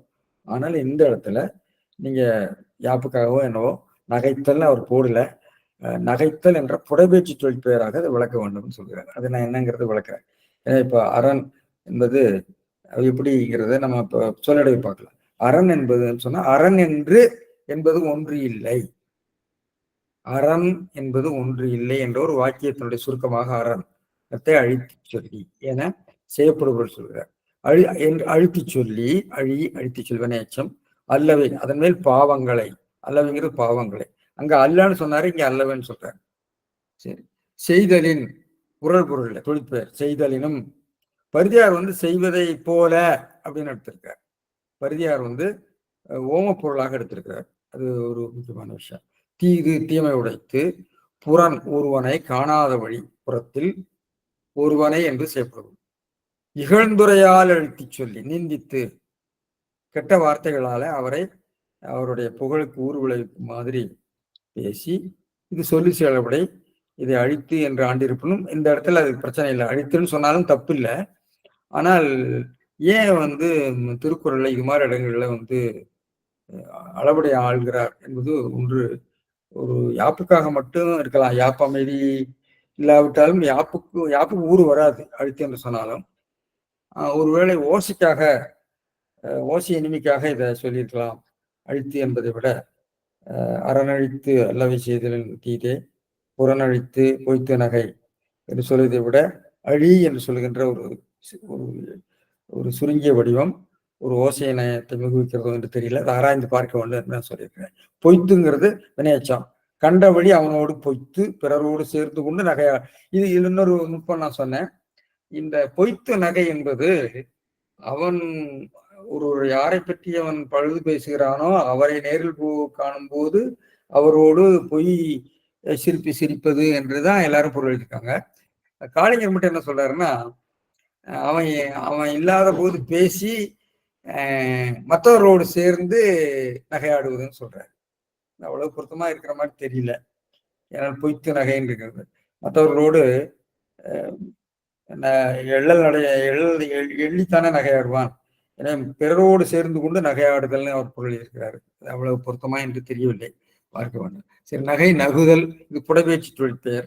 புடைபெயர்ச்சி தொழிற்பெயர்னா என்னன்னு நான் விளக்கினேன். அதாவது வினைத்தன்மையுடையதாக இருக்கும் என்று சொன்னேன். இந்த கருத்தை புடைபெயர்ச்சி தொழிற்பெயர் என்ற இந்த இலக்கண கலைச்சொல்லை கல்லாடர் உரையில தான் முதல்ல பார்க்கிறோம். அப்புறம் இவருடைய காரிரத்ன கவிராயர் சொல்றாரு, நுங்குரு மாலை ஆசிரியர் 16ஆம் நூற்றாண்டுல. இப்போ கல்லாடனாரும் அந்த நூற்றாண்டை ஒட்டியவராகத்தான் இருக்க வேண்டும். இன்னொரு எடுத்துக்காட்டு சொல்றாரு, திருக்குறளே வருது. பழி அஞ்சி பாத்தூன் உடைத்தாயின். ஊன் அப்படிங்கிறது பாத்து உண்டல்னு அர்த்தம். ஊன் என்பது வெறும் பெயர்ச்சொல்லாக வந்தால் உணவு என்று பொருள். அது மலையாளத்துல இன்றைக்கு இருக்கிறது. ஊனு தயார்னு எழுதிப்பாங்க. உணவுனா சாப்பாடு, அருமையான சொல். ஆனால் பழியஞ்சி பாத்தூன் உடைத்தாயின்னா பாத்து உண்ணுதல் அர்த்தம். எனவே இது புடைபெயர்ச்சி தொழிற்பெயர்.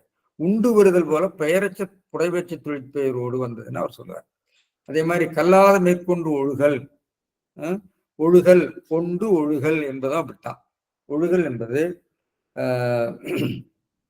அதுவும் புடைபெயர்ச்சி தொழிற்பெயராக வரும். ஒழுக்கு அல்ல, ஒழுகல் பார்க்கிறோம்.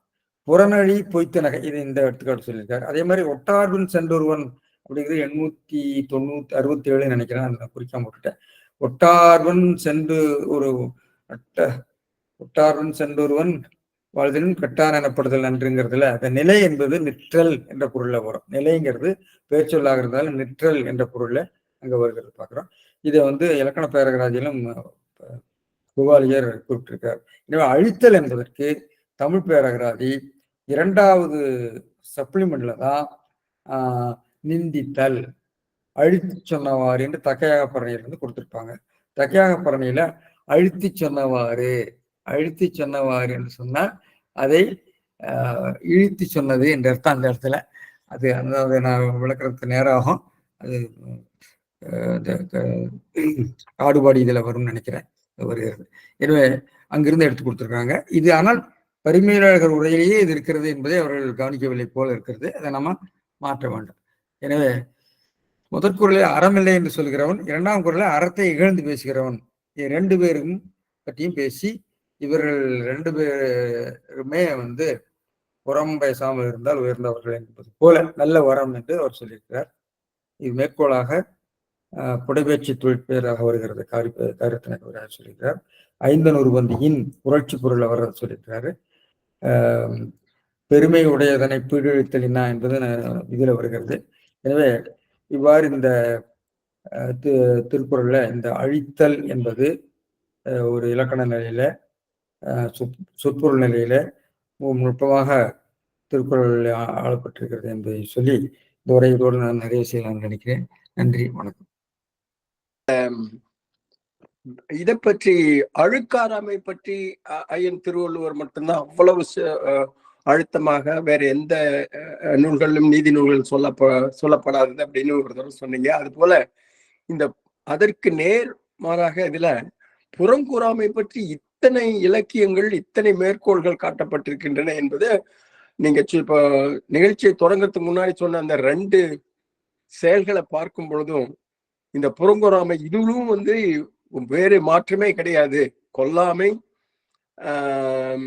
போலவும் இந்த புறங்கூறாமையும் வந்து புறங்கூறி பேசி வாழ்வதை விட இறந்து விடுவதே சிறந்தது அப்படின்னா அவர் எவ்வளவு தூரம் வந்து திருக்குறளையும் அதை வலியுறுத்துறாருன்னு பார்க்கறதுக்கு இந்த அதிகாரம் மிக சிறந்ததா இருக்குங்க. அதுக்கு எத்தனையோ எடுத்துக்காட்டுகள் இலக்கியங்கள் இருந்து கொடுத்துருக்காங்க போகும்போது அது எவ்வளவு ஒரு கொடிய செயல் அப்படிங்கிறத நம்மளால உணர முடியுது. அதை மிக தெளிவாக விளக்கியமைக்க மிக்க நன்றிங்கய்யா. நிறைய பேருக்கு வந்து அந்த அழுக்காராமை வந்து மற்ற இடங்கள்ல இல்ல அப்படிங்கிற செய்தியே நீங்க சொன்ன பிறகுதான் வந்து சொல்றதுக்கு எனக்கு ஒரு வாய்ப்பு கிடைச்சது. நன்றிங்கய்யா. முதல்நிலை தொழிற்பெயருக்கு என்னையா தொடர்பு? முதல்நிலை தொழிற்பெயர்ல இருந்து எப்படிங்க புடைப்பெயர்ச்சி தொழிற்பெயர் வேறுபடுது? அதாவது முதல்நிலை தொழிற்பெயர் அப்படிங்கிறது அதனுடைய வடிவத்தை வைத்துக் கொண்டு உள்ள பாகுபாடு. புரியுதா? புடைப்பெயர்ச்சி அப்படிங்கிறது வந்து வினைத்தன்மை.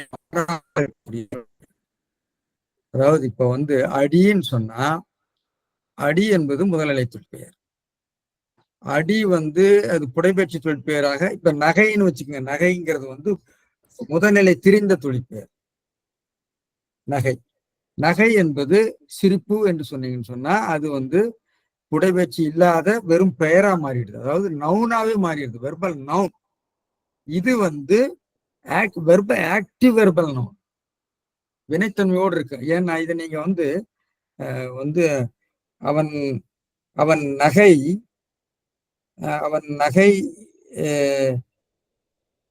அல்லது வந்து என்ன சொல்றது, அவன் நகைத்தல் நன்று, அவன் நகைத்தல் நன்றுன்னு வச்சுக்கோங்க. அல்லது நகைத்தல் அவன் நகை நன்றுன்னு சொல்லலாம். அவன் நகையை கண்டு நான் மகிழ்ந்தேன் சொல்லலாம். ஆனால் நகைத்தல் என்று வருகிற போது அவன் சிரித்தல் என்ற வந்து வினைத்தன்மை வந்துடும். அது ஊன் வந்து நல்ல எடுத்துக்காட்டு. ஊன் சொன்னீங்கன்னா மலையாளத்தில் சொல்லக்கூடிய ஊன் வந்து இந்த ஃபுட்னு அர்த்தம். ஊன் என்று நீங்க மீனிங் எழுதுனா ஃபர்ஸ்ட் வந்து புடைப்பெயர்ச்சி தொழிற்பெயராக இருந்து ஈட்டிங் அர்த்தம். ஃபர்ஸ்ட் ஈட்டிங் அண்ட் ரெண்டாவது ஃபுட். இங்கிலீஷ் சொன்னா உங்களுக்கு கொஞ்சம் புரியும்னு நினைக்கிறேன். எனவே ஊன் என்பது முதல்நிலை தெரிந்த தொழிற்பெயர். அதே மாதிரி இந்த நிலை அப்படின்னு சொல்லிருக்காருல்ல, நிலை அப்படிங்கிறது வந்து முதல்நிலை தொழிற்பெயர். முதல்நிலை நிற்றல் அர்த்தம். அது முதல்நிலை தெரிந்த தொழிற்பெயர் நிலைங்கிறது. நில் என்பது நிலைன்னு வருகிறது. எனவே நீங்க வந்து முதல்நிலை தெரிந்தது அல்லது விகுதி பெற்ற தொழிற்பெயர் என்று சொல்லுவது அதனுடைய வடிவத்தை மார்பாலஜி வச்சு சொல்லக்கூடியது. இது ஃபங்க்ஷனை வச்சு சொல்லக்கூடியது. அதனுடைய ஃபங்க்ஷனாலிட்டி, அதாவது ஒண்ணு வந்து பெயர் சொல்லாக மாறுது. ஊன் என்பது ஃபுட்டு, ஊன் அப்படின்னு உண்ணுதல் ஈட்டிங் என்று சொன்னா அது புடைப்பெயர்ச்சி. இப்ப விளங்கிட்டுன்னு நினைக்கிறேன். நன்றிங்க. விளங்குதுங்க. நன்றி நன்றி, ரொம்ப நன்றிங்க. புரியுதுங்க ஐயா. இதுல வந்து பெயர் வந்து 2வது வகையை சேர்ந்ததா இருக்குது, அப்படிதான் நீங்க சொல்ல வரீங்க? அவர் வந்து பரிமையாளர் அப்படித்தான் சொல்ல, நகைத்தல் எடுக்கணும். அது நகைங்கிறது சிரிப்பு அல்ல, சிரித்தல். வந்ததுனாக்கா அது தொழிற்பெயர் ஆயிடுது. அதனால அது வந்து 2வது வகையை சேர்ந்ததுன்னு சொல்ல வரீங்களா? அப்படிதானே? அப்படிதான் நான் தொழிற்பெயர்கிறது பொது பெயர். இந்த தொழிற்பெயரை நம்ம வகைப்படுத்தல இலக்கண ஆசிரியர்கள் பொதுவாக தொழிற்பெயர்னு சொல்லிட்டு போயிட்டாங்க. பிற்காலத்துல இதை சிந்திக்கிறாங்க. சிந்தித்து சில தொழிற்பெயர்ன்ற வடிவங்கள் சிலது நவுனாகவே மாறிடுது, பெயராகவே மாறிடுது, சிலது வினைத்தன்மையோடு இருக்குது அப்படிங்கிறதுக்கு கண்டுபிடிக்கிறாங்க. அதுலதான் புடைப்பெயர்ச்சி தொழிற்பெயர்ங்கிற பெயரை கொடுக்குறாங்க. நான் சொல்றது புரிஞ்சுதா? ஓகேங்க. புடைப்பெயர்ச்சிங்கிறது 2வது அந்த வினைச்சொல்லோட சேர்ந்து வர்றது, வினையோட. ஆக்டிவ். ஆமா, ஆக்டிவ் வெர்பல், அதாவது வினைத்தன்மை மிகுதியா இருக்கும். ஐயா, இன்னொரு எனக்கு ஒரு ஐயம். அதாவது இந்த அறநெளி புறநெளின்னு இப்படி எல்லாம் வருது இல்லைங்களா? அளபடை. இந்த அளபடை வந்து ஆனா இந்த குறளுக்கு வந்து வெண்பாப்படி சரியா இருக்குது. பட் அத சில நேரத்துல அழுத்தி அதை நம்ம மனசுல நல்லா ஆழ பதிகிறதுக்காக சொல்றது கூட இருக்கு. சொல்லலாமா? சொல்லலாம். நீங்க என்ன விளக்கமான சொல்லாதான் சொல்லிட்டு இருந்தேன். இது வந்து ஒரு ஓசைக்காக இருக்கலாம், அல்லது ஒரு அழுத்தம் சொல்றதுக்காக இருக்கலாம், அல்லது வந்து ஒரு ஒரு என்ன சொல்றது, ஒரு இயைபு வருது இல்லையா? அழி மேலேயும் கீழே அந்த ஒரே மாதிரி வடிவம் வருது இல்லையா? மனப்பாடம் பண்றது எளிமையா இருக்கலாம். பல்வேறு கோணங்களை நம்ம யோசிக்கலாம். அழுத்துன்னு சொன்னாலும் அந்த இடத்துல ஒன்றும் பிரச்சனை வரப்போறது இல்லை. அழுத்துங்கிற சொல்லையும் பயன்படுத்தியிருக்காரு திருவள்ளுவர். ஓகே ஓகே நன்றிங்க. ஏன்னா இலக்கணத்தையும் அப்பாற்பட்டு மனசுல வந்து அதாவது சாதாரணப்பட்ட மனிதர்களுக்கும் போய் உள்வாங்குற மாதிரி அமைக்கிறதுக்காக சொல்லா இருக்குமோ அப்படின்னு ஒரு அந்த மாதிரி சொல்லலாமான்னு தான் கேட்கிறேன் நான். அதான் சொல்லலாம். அதாவது ஒரு சாய்ஸ் ஆஃப் வொக்காபுலரி ஏன் அப்படிங்கிறத கேள்வி. ஒரு ஒரு குறிப்பிட்ட சொல்லை ஏன் அவர் தெரிந்து கொண்டார், அதற்கு என்ன காரணம் வேணாலும் நீங்க சொல்லலாம். இந்த இடத்துல அழித்துன்னு சொல்லலாம், ஆனா சொல்லாம அழின்னு ஏன் போட்டாரு தெரியல. அது நீங்க சொல்ற விளக்கமும் இருக்கலாம். ஓகே நன்றிங்க ஐயா. இந்த அறநழி புறநழியில மணக்குடவருக்கும் பரிமேலழகருக்கும் உள்ள வித்தியாசம் சொன்னீங்க இல்லையா? ஆமா. அது என்ன சார்? அது மணக்குடவர் வந்து முதல் அழிய வந்து அழித்துன்னு எடுக்கிறாரு, அறத்தை அழித்துன்னு சொல்லிடுறாரு. ஆமா. இவர் ரெண்டுமே அழித்துங்கிறது இகழ்ந்துரைத்தல்னு சொல்லி எடுக்கிறார். அந்த பொருள் வந்து புறநழிக்கு என்ன சார் சொல்றாரு? புறத்தின் கண் ஒருவனை அழித்து பேசி, இகழ்ந்துரையால் அழித்து பேசி. அங்க இகழ்தல் தானே பொருள்லாம் வருது. இகழ்தான் ஒரு இடத்துலதான் அவர் மாறுபடுறாரு. மணக்குடவர் வந்து 2வது இடத்துல வந்து இகழ்தல் எடுக்கிறாரு. ஆமா, முதல் இடத்துல அப்படி இல்ல. அறத்தை அழித்துன்னா அறத்தை இகழ்ந்துன்னு கூட எடுத்துக்கலாம்ல சார்? அறத்தை இகழ்ந்துன்னு எடுத்துக்கலாம்ல, அழித்து என்க அழித்து சொல்லலாம். அதே நீங்க சொன்ன அதே பொருள் சொல்லலாம். அழித்துனா இகழ்ந்துனே பொருள் சொல்லலாம். ரைட்டு, சொல்லலாம். ரைட், அப்படியும் பார்க்கலாம். அழித்துங்கிறத அவர் வந்து இகழ்ந்துங்கிற பொருளை எடுத்திருக்காரு. பின்னாடி வருவதனால முன்னாடி அதை ஏற்றிக்கலாம். அவர் என்ன சொல்றாருன்னா, அறத்தை அழித்து அறநல்லாதது செய்து அப்படிங்கிறதுனால ஒரு அழித்தல்ங்கிற கெடுத்துங்கிற தன்மை வந்திருக்குமோன்னு எனக்கு ஒரு கற்பனை வந்தது. அதை நீங்க சொல்ற மாதிரி யோசிக்கலாம்.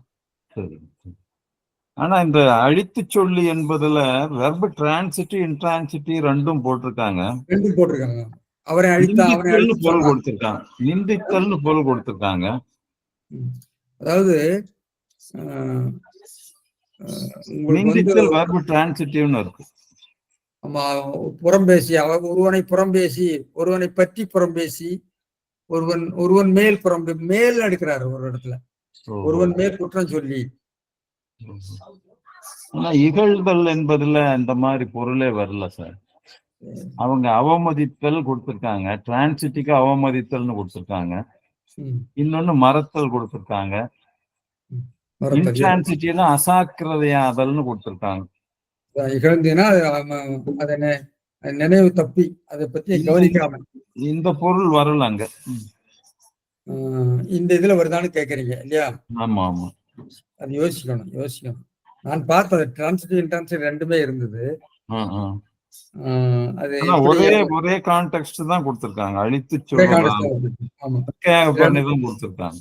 வந்து வர்ற டிரான்சிட்டி இன்ட்ரான்சிட்டின்னு ஒண்ணுக்கே வருவது கஷ்டம். அது அந்த ஒரு கான்டெக்ஸ்ட். அது வந்து அவனை பற்றி அவன் மேல் படி சொல்லினே நம்ம உள்ள உரையில இருக்கும். அவனை பழித்தல்னு வரும், அவனை இகழ்ந்தேன்னு வரும். அவன் மேல் பழி சொல்லி பழி சொல்லுதல் அது வந்து டிரான்சிட்டிவா இன்ட்ரான்சிட்டிவா ஆகும். அப்படித்தான் போட்டுக்கிறாங்க. இதெல்லாம் நிறைய நம்ம வந்து உட்கார்ந்து இதெல்லாம் வரையறைப்படுத்தணும். நீங்க நீங்க செவ்வாய்ப்படுத்தினீங்களா இதுல இது மாதிரி விஷயங்கள்லாம் நீங்க பார்த்து போட்டோம், எதிர்கொண்டுதானே போட்டோம். அது நிறைய சிக்கல் ஏற்கனவே நாங்க பார்த்ததுனால நாங்க அந்த 3 வால்யூம் தயாரிச்சோம். 4வது வால்யூம் ஒரு 350 பக்கம் எடிட் பண்ண டைம்ல தான் க்ளோஸ் பண்ணிட்டாங்க. 3 வால்யூம் சப்மிட் பண்ணிட்டோம் நாங்க. அந்த 3 வால்யூம்ல இந்த சிக்கல்கள் எல்லாம் தீர்த்து தான் பண்ணிருக்கீங்க. வந்து ஏதோ ஒரு வால்யூம் வந்திருக்கா? ஒரு 2 வால்யூம் வந்திருக்கு. 2 வால்யூம் வந்திருக்கா? ஆமா, தெரியலையே. 2 வால்யூம் வந்தது. 3வது வால்யூம் அச்சுக்கு எடுக்கிறதா இருந்தது. அப்ப உப்பிலா மதிவாணன் இயக்குனர் பொறுப்புல இருந்தாரு. அப்ப எடுக்க முடியல போல இருக்காது. 2 வால்யூம் நான் எங்கிட்ட இருந்த 2 வால்யூமும் கமலேஸ்வரன் சார்கிட்ட கொடுத்துருக்கேன். அப்படியா? ஆமா. 2 அச்சுல வெளியில கிடைக்குதா விலைக்கு? 2வது அச்சுக்கு வந்தது. அச்சுல கிடைக்குதா விலைக்கு? தெரியல சார், என்ன நிலைமைன்னு தெரியல. அவங்க எப்படி எத்தனை வால்யூம் எத்தனை காப்பீஸ் போட்டாங்க என்னன்னு தெரியல.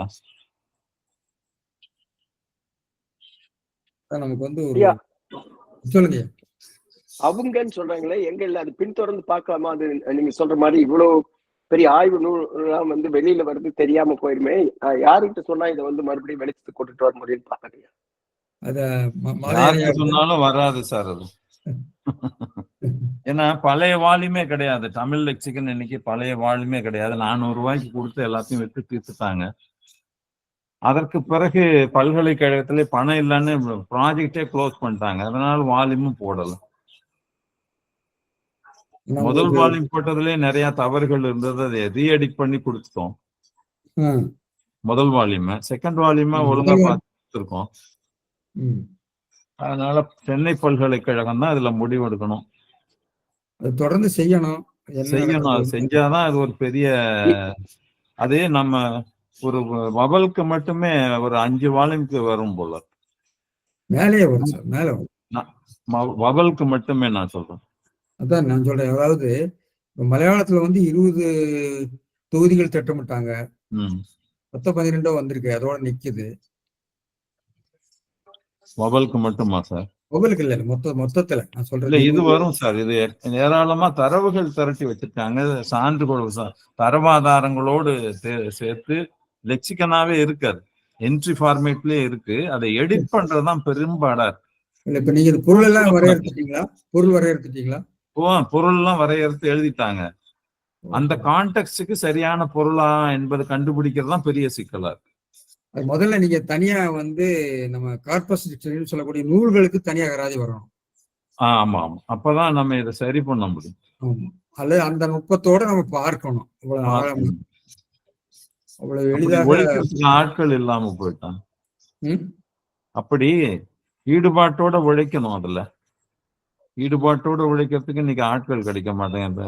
மேற்கோள்கள்லாம் சரி பண்ணி பார்த்து கொடுங்கன்னா டிக்கெட்ஸ் கொடுத்துட்டு போயிடுறாங்க. தெரிஞ்சுள்ள அகராதியிலையும் அப்படிதான் பண்ணாங்க. சென்னை பல்கலைக்கழக அகராதியிலையும் அப்படிதான் ஒருத்தர் பண்ணார். மேற்கோள்கள் பாக்குறது மட்டும் இல்ல, பொருள் நிச்சயம் பண்றதுங்கிறது மிக கடினம். மேற்கோள் பார்க்க பொருள் நிச்சயம் பண்றது ரொம்ப கஷ்டம் சார். அது உட்கார்ந்துதான் நீங்க செய்யணும். ஆமா, உரையாசிரியர்களை தவிர வேற ஒரு நம்பிக்கையும் நமக்கு கிடையாதுங்க. 2-3 பேர் நீங்க வந்து தமிழறிஞர்களும் ஒரு ஆங்கில அறிஞர் எல்லாம் உட்கார்ந்துதான் அதை டிஸ்கஸ் பண்ணாதான் முடிவு விட முடியும். ஆமா, அந்த மாதிரி சூழ்நிலை இல்லையா சார்? இங்க ஒரு வடமொழி அறிஞர் இருந்தா நல்லா இருக்கும். ரொம்ப கஷ்டம் தான். வடமொழி அறிஞர் வேணும் நமக்கு, நிச்சயமா வேணும். இப்ப தமிழ்துறை யாருங்க? கிருஷ்ணமூர்த்தி உங்களுக்கு தெரிந்தவர்கள் யாராவது இருக்காங்களா? ஏன்னா இவ்வளவு சிரமப்பட்டு பெரிய ஆத்தையெல்லாம் தாண்டி வந்துட்டு ஒரு சின்ன கை வாய்க்கால்ல விழுவுறமே அப்படின்னு சொல்லிட்டு எப்படி நம்ம இத கொண்டுட்டு வரணுங்கிறது ஐயா சொல்றாங்க கடினம்னு. ஒரு முயற்சி உங்களை போன்றவர்கள்லாம் சொன்னாங்களாக்கா, சென்னை பல்கலைக்கழகத்துல ஒரு கால் எழுத்துல போட்டு இந்த மாதிரி செய்த பணிகள்லாம் தங்கி நிக்குது அப்படின்னு சொல்லி ஒரு பதிவாவது பண்ணலாமாங்கய்யா? உணர்வாளர் ஒருத்தர் வரமாட்டாரு, போயிடுவாரா என்ன? பணம் தான் பிரச்சனைங்க. பணம் தான் சிக்கல். ஆட்கள் உழைப்பதற்கான ஆட்கள் ஈடுபாட்டோடும் உழைக்கணும். ரொம்ப கடினப்பட்டு தான் உழைச்சு அதெல்லாம் சரி பண்ண வேண்டி இருக்கிறது. செயற்கை செய்வார் பெரிய சிறிய செயற்கையை இல்லாத மாதிரி நீங்க எடுத்த முயற்சிகள் வந்து இவ்வளவு தூரம் வெற்றிகரமா வந்துருக்கு கேட்கும் பொழுது மகிழ்ச்சியா இருக்கு. ஆனா நீங்க சொன்ன மாதிரி நிதி இல்லைனாக்கா அப்படியே நிக்கிறதுங்கிறது இதுதான். ஆனால் எப்போது நமக்கு நிதி கிடைக்குதுன்னு தெரியாது. அதனால நம்ம இந்த ஆய்வுகளையோ அல்லது இந்த முயற்சிகளையோ வந்து தொடர்ந்து இப்ப எவ்வளவு தமிழ் பல்கலைக்கழகமோ மற்ற மாணவ செல்வங்கள்லாம் நிறைய முனைவர் பட்டம் படுறவங்களுக்கு இந்த மாதிரி நம்ம வழிகாட்டினாக்க ஒரு தனித்தன்மை வாய்ந்ததா இருக்குமே அப்படிங்கிற நோக்கத்தில் தான். இப்ப முனைவர் பட்டங்களே எப்படி இருக்குன்னு ஐயாவுக்கு தெரியும். அதனால இந்த சூழல்ல அதெல்லாம் சாத்தியப்பாடற்ற விஷயமா தான் இருக்கு. ஏன்னா அன்றைக்கு வருத்தப்பட்ட 2 பேராசிரியர்கள்ல ஒருவர் பேராசிரியர் கமலேஸ்வரன், இன்னொரு பேராசிரியர் நாச்சிமுத்து. இந்த திட்டத்தை அப்படி மூடிட்டாங்களேன்னு ரொம்ப வருத்தப்பட்டவங்கல்ல. அதுக்கு பிறகு வேற யாரும் அதை பத்தி சிந்திக்கவே இல்லை, இன்றைக்கு வரைக்கும் சிந்திக்கல. இன்னையோட இந்த ஜனவரியோட 6 ஆண்டுகள் முடிஞ்சு போச்சு. 18 ஜனவரியில க்ளோஸ் பண்ணாங்க. 24 இப்போ ஜூன் வந்துருச்சு. இந்நேரம் ஒரு 5-6 வால்யூம் வந்துடும். வருடத்துக்கு ஒரு வால்யூம் தான் போட முடியும். அவ்வளவு சிக்கல்கள் இருக்கு. பேராசிரியர் மாதையனை போன்றவர்களெல்லாம் நம்ம பயன்படுத்தாம போய்விட்டது பெரிய தப்பு. ஏன்னா அது மாதிரி பயிற்சி பெற்ற முதிர்ந்த அறிஞர்கள் எதிர்காலத்துல நம்ம உருவாக்கத்தான் வேணும். இது இன்னும் உருவாக்கி கொண்டிருக்கார்களான்னு எனக்கு தெளிவா தெரியல. ஏன்னா அதுக்குரிய பயிற்சி, அது நீண்ட பயிற்சி இருக்கு, ஒரு நாள்ல வராது இதெல்லாம். ஐயா இப்ப சொல்றதை பார்த்தா ஒரு காலத்தில் நகைச்சுவா சொன்ன, நீங்க முறையாக தமிழ் கற்க வேண்டும் என்றால் வெளிநாட்டுக்கு தான் வரணும், தமிழ்நாட்டுல இல்ல அப்படிங்கிற மாதிரி இப்ப எத்தனை பல்கலைக்கழகங்கள்லாம் வருது இல்லைங்க தமிழ் இருக்கு. அதுல இத நம்ம ஒரு சுட்டி காட்டலாமே அப்படிங்கிற ஒரு நோக்கம் தான். ஹார்வர்ட் தமிழ் பல்கலைக்கழகமா இருந்தாலும் சரி, டொரண்டோவோ அல்லது ஸ்டோனி புரூக்கோ அல்லது ஹூஸ்டனோ. ஐயா உங்களுக்கே சிலர்லாம் தெரியும். அதனால இப்ப தமிழ் பேரகராஜ் ஒண்ணு ஹாம்பர்க் பல்கலைக்கழகத்துல பண்ணிட்டு இருக்காங்க. தமிழ்நாட்டுல ஒண்ணு நடக்கலையே. அதனாலதாங்க சொல்றேன், இப்ப அப்படியாவது நம்ம வெளிச்சம் போட்டு காட்டலாம். அப்புறம் மாதனையா, பேராசிரியர் மாதனையா சொல்றாரு தமிழ்நாட்டில் நடக்கலன்னு, அதாவது என்ன சொல்றது, எங்க நடைபெறுமோ அங்க நம்ம அதை முயற்சி கொண்டுட்டு வந்தாருந்தாங்க. யாராவது இப்ப மாதிரி ஒத்த கருத்துடையவர்கள் முனைவர் பட்டத்துக்கோ அல்லது இதுல இவ்வளவு விளக்கங்கள் கொடுக்க வேண்டி இருக்குது அப்படின்னு. ஒல்லும் வாய் என்றால் வினை நின்றே ஒல்லாக்கால் செல்லும் வாய் நோக்கி செயல்ங்க மாதிரியா. அதனால ரொம்ப நன்றி ஐயா. இதை பற்றி மறுபடியும் நிறைய நேரம் போச்சு, பேசுவோம். உறுதியாக மற்ற தமிழ்நாட்டுல தமிழ் முதன்மை இடம் இல்லை என்பதை நாம் அறிகிறோம். குறைந்தது வெளிநாட்டு பல்கலைக்கழகங்களாவது இதை நம்ம எடுத்து மேற்கொண்டு ஒரு சுட்டிக்காட்டி தொடங்கணும் அப்படிங்கிற நோக்கத்துல பேசுவோங்க ஐயா. மிக்க நன்றி, வணக்கம். ரொம்ப நன்றிங்க ஐயா, வகுப்பு ரொம்ப அருமையா இருந்தது. சரி, நன்றி. நிறைவு செய்யலாமா?